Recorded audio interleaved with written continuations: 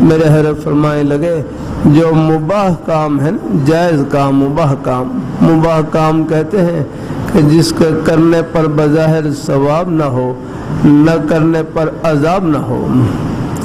مباح کام، جائز کام۔ فرمایا ان کی مثال روڑے اور پتھر کی طرح ہوتی ہے، روڑے اور پتھر، لیکن ان کو سونا بنانے کا طریقہ یہ ہے، ان میں کیمیا گری یہ ہے، ان کو سونا بنانے کا طریقہ یہ ہے کہ ان میں نیت اچھی کر لیں بس الحمدللہ، پھر وہ عمل بھی سونا بن جاتا ہے اپنا۔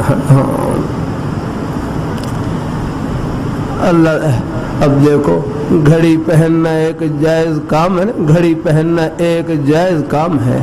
جائز کام ہے، پہننے پر ثواب نہیں، نہ پہننے پر کوئی گناہ نہیں ہے، ایک مباح اور ایک جائز کام ہے، لیکن اس میں اگر نیت اچھی کر لیں کہ میں گھڑی اس لیے پہن رہا ہوں کہ اس کے ذریعے اپنے نماز کا وقت معلوم کروں گا، اپنے سبق پڑھنے کا وقت معلوم کروں گا، اپنی ضرورت کے جائز کاموں کے اوقات معلوم کروں گا، دکان دفتر میں جانا ایک جائز کام ہے، اپنے ضرورت کے جائز کاموں کے اوقات معلوم کروں گا، تو یہ گھڑی کا پہننا بھی عبادت بن جائے گا۔ ایک ہے شوقیہ طور پر پہننا یا کرنا، صرف شوقیہ طور پر یا کرنا ہے تو پھر اس میں ثواب نہیں، نیت اچھی کر لیں پھر ثواب ہے کرنا۔